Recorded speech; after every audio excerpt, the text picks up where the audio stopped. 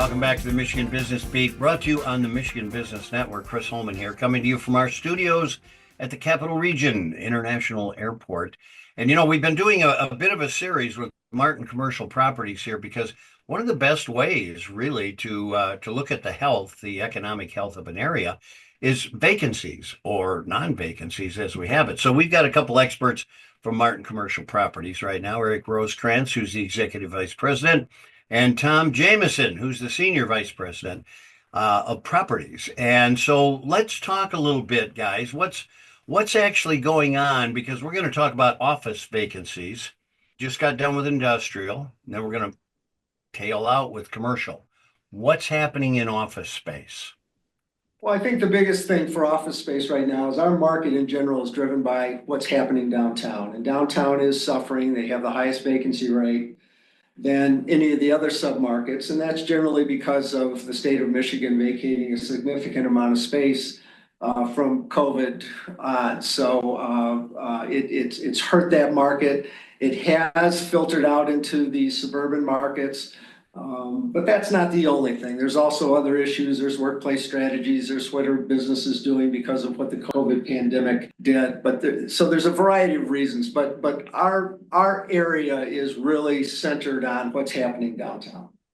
Eric, you're absolutely right. And there's a lot of us that are at the governor's front door continually saying, hey, bring your people back to work, because that makes it at least vibrant through lunch hour, right? Well, it's not just bringing them back to work. It's bringing them back to work in the heart of downtown, in the private sector buildings where these leases were canceled. We need the people downtown. Coming back to work behind the Capitol doesn't do a lot for the businesses on Washington Square.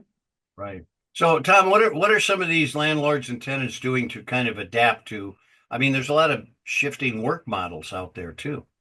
Yeah, I mean, they're trying to be aggressive with rental rates and trying to be aggressive with, rent abatement and things like that. However, it's the cost of construction and cost of tenant improvements, doesn't allow them to just give away the farm. But we're being as aggressive as we can with our marketing and reaching out to would-be tenants and trying to get them to look at the space as much as we can to just show them what we have available. So it's our touches that we're doing every day on a daily basis that's trying to get our landlords' properties out and about and in front of people.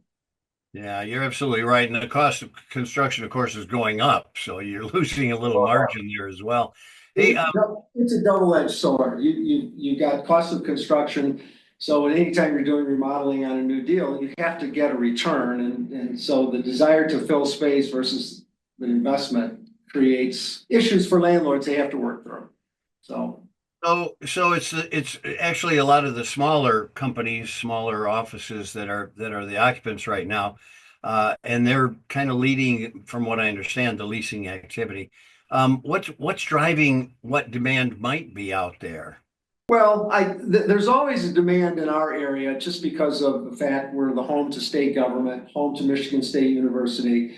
And there's always going to be a need for firms that are attached to those industries. And you just look at, for instance, downtown, you have lobbyists, you have attorneys, you have associations. There's always going to be a need for those groups, and that's really what's driving the area. And then our touches with Michigan State University and the insurance industry help bring in businesses. So there's a couple of big things on the horizon plan, big construction things. I look at the Genelosi project, et cetera, et cetera. Yes. Given recent sales in that office sector, what trends are kind of emerging? Tom, what do you see in the future happening in these buildings? Well, what we've been actually seeing a lot of success with is owner-occupied buildings. People that want to have their own building, occupying a portion of it, and then whether there's existing tenants in the buildings.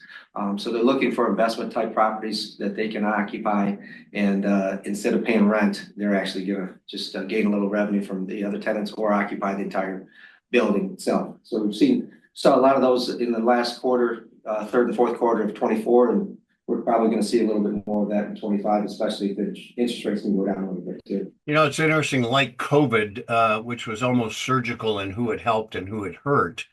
As an owner of a golf course, it was really one of the best things to reinstigate golf. Office got hurt a lot, right? Yeah, So, yeah, so yeah. what sectors of office, are there any particular sectors that are suffering most from this or that you expect to do better? Well, I'm not sure there's any one that is suffering the worst. I think they're all, there's a myriad of ways this has happened. There are companies that are contracting, there's companies that are expanding, and there's companies that are staying the course. And I think it's still, if you read nationally and look at what's happening, there still are a lot of uncertainty about workplace strategies and what the office market will look like. I think to look at it from a positive perspective in answering your question, I think there are some industries that are doing better because of it. And one of the main ones is the psychology business. The expansion of psychology firms, and I think that's a direct correlation to the stay at home and the mental impact that had on people. So that's Well, always interesting. my wife would want me to ask if you have a discount coupon for those companies. We've done business with a lot of firms. We could get you some help, Yeah. Chris. Yeah, I think I'm beyond that, actually. Hey, guys, thanks so much for joining us. Eric Rosekrans, Executive Vice President, and Martin Commercial Properties, and Tom Jamieson, Senior Vice President. Thanks so much, you guys. Keep up the good work, eh? Okay, thanks, Chris. All right, you've been watching the Michigan Business Beat on the Michigan Business Network. I'm Chris Holman.